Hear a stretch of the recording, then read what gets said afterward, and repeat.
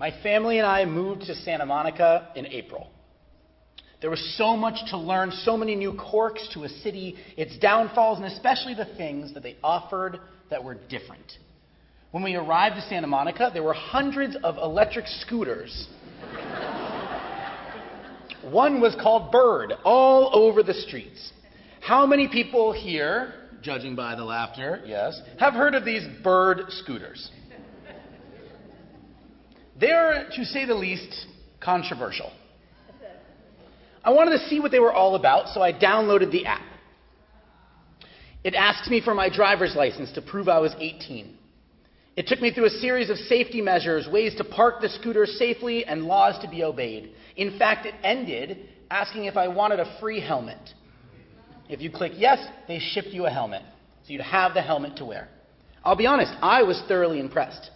As our first few weeks turned into months, however, the conversations about these Bird scooters increased.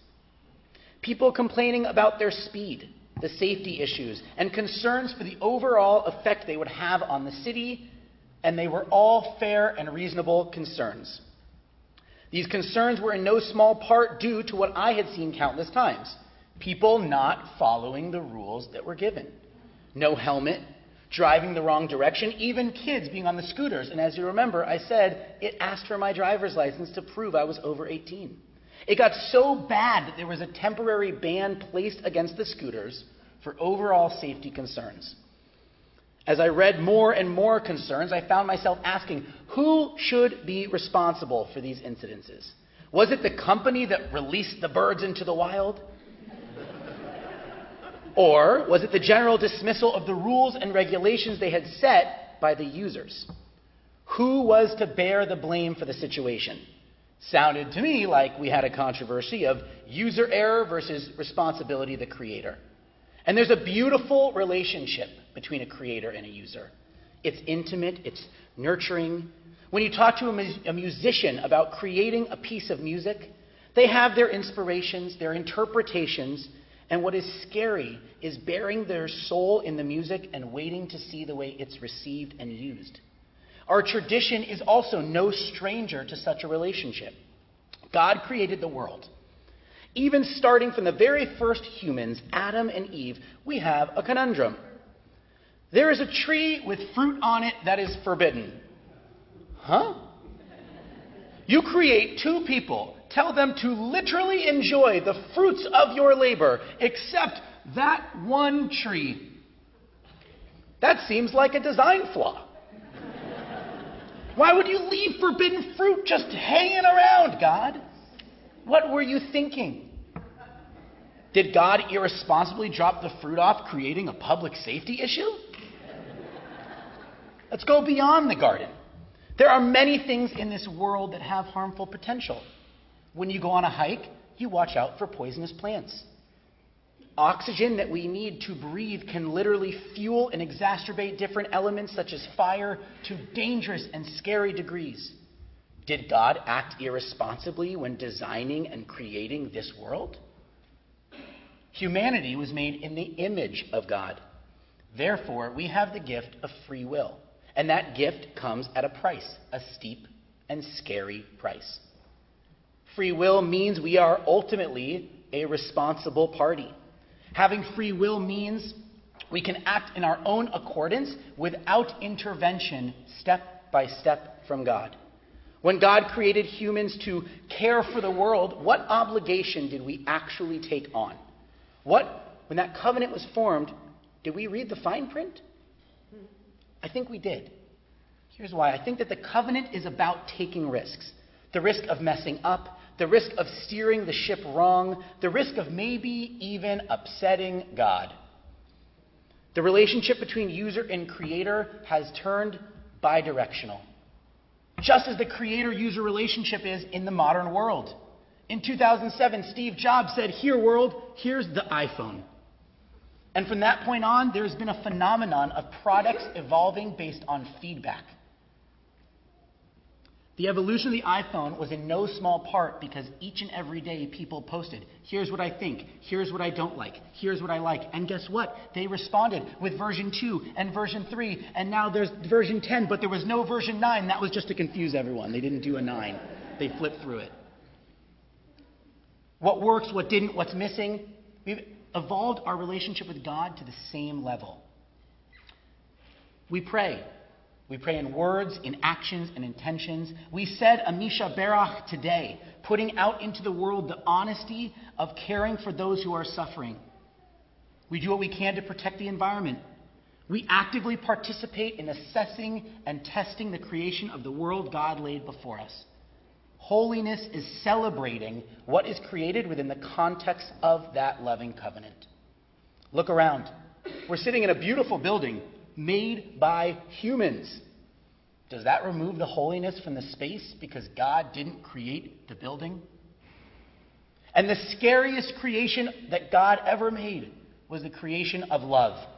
You can't see it. It takes you by surprise. It manifests in ways you can only start to understand, and it can hurt you so badly too. And yet, we work with and manipulate love on a daily basis. We've taken this creation and brought it into the most intimate moments of our lives. We are motivated, distracted, obsessed with love. Psalm 89:3, Olam chesed yibaneh. The world will be built by love. Rabbi Menachem Creditor took these words a few years ago and turned it into a tune that made its way around the world and has profoundly affected the deepest meanings of the covenant between creator and user. The first line of the song is, I will build this world from love. It's the answer to God's question, where are you? I will do something great for the world. If each of us took that upon ourselves to go out and do something wonderful for the world, it would speak to the responsibility we have as the user of creation. And the second line says, you will build the world from love. It's our user acknowledgement to one another that we're not going to do this thing on our own. If we're going to change the world, if we're going to help creation, it's going to take everyone. And the last two lines, they reiterate and tie it all together. And if we build this world from love, then God will build the world from love. That our actions will continue to make God build the world from love. That user relationship with creation is still ongoing. So what does it mean when we're doing it together? How is that different from you building a world, and I build my part of the world, and then we share the pieces in between? Martin Buber says it's an I-thou relation. That love is a subject-to-subject relationship, meaning both of us are intently meant to be the focus. Love is not a relation of subject to object, but rather a relation in which both members share the unity of being. That interaction between users brings the divine creator back into that process. We say it every day in our V'ahavta. We teach love when we enter the room, when we exit the room, when we stand up, when we sit down. Love cannot be over-taught. We can't over-teach love because love pushes creation forward each and every day. In the Talmud Shavuot 39a, in a discussion about the domino effects of sin, it concludes with the Aramaic phrase, Kol Yisrael Aravim Zeh Bazeh, meaning all of Israel are responsible for one another. This phrase is the basic notion for communal service as a responsibility of Jews. If one Jew sees another on the verge of sinning, we have an obligation to step in and say, stop. Even more, it implies an obligation for all Jews to ensure that others have basic needs, food, clothing, shelter. Simply by virtue of being a Jew, we are responsible for the well-being of others. You may notice the rabbis don't mention here that God should take care of us.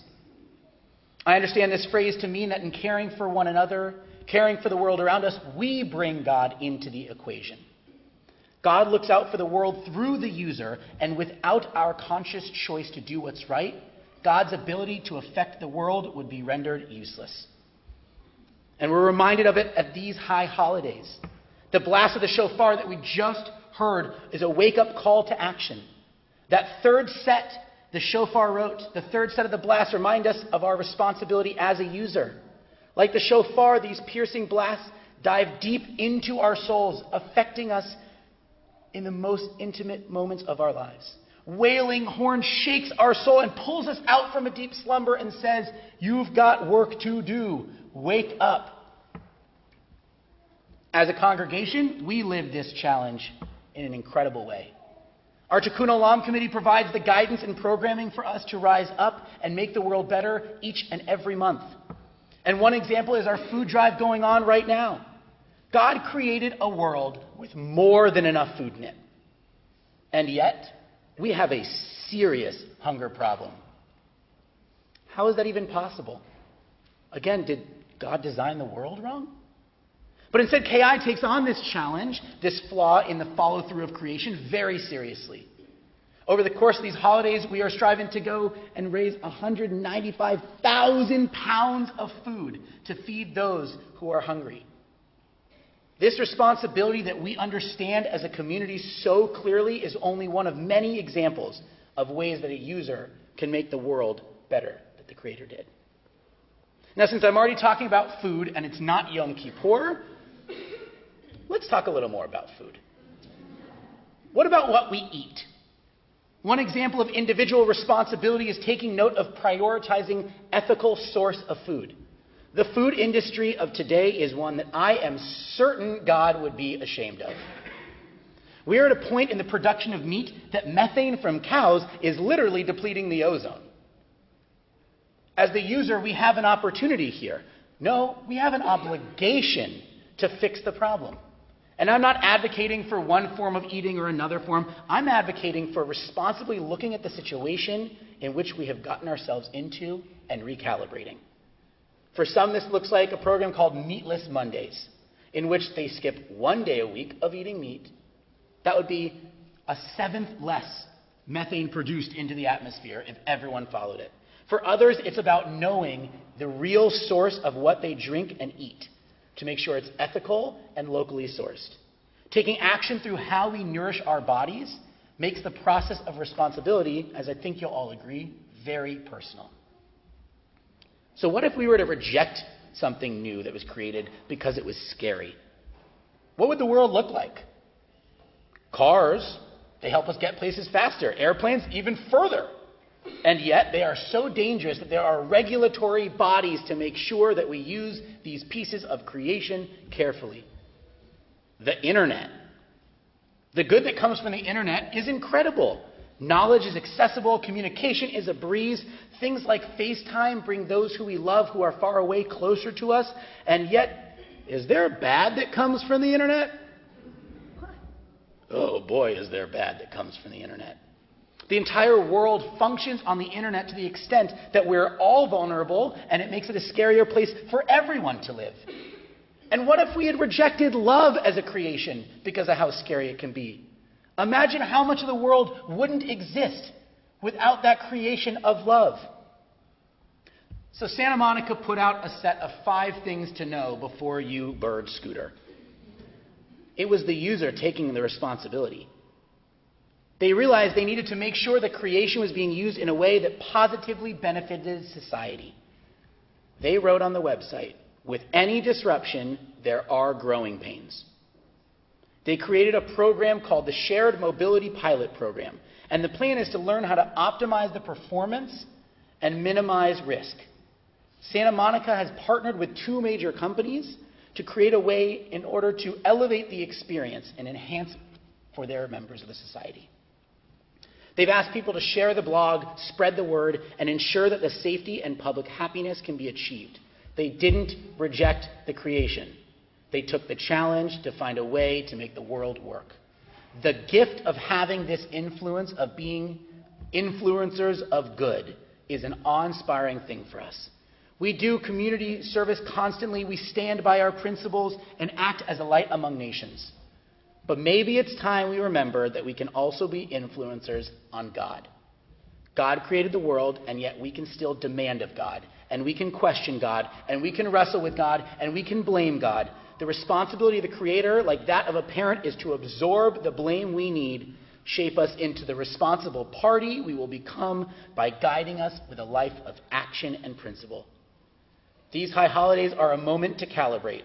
Look at how often we blame the Creator and step up as the user to make the world the one we want to live in, because playing the blame game didn't get anyone, anywhere satisfaction. We are responsible, we are obligated to rise above temptation for mediocrity. Our actions are a part of the existence of God. Human interactions can be divine. So let us step up as the user and make the world the one God can be proud of creating and one we can be proud of existing within. Shana Tova.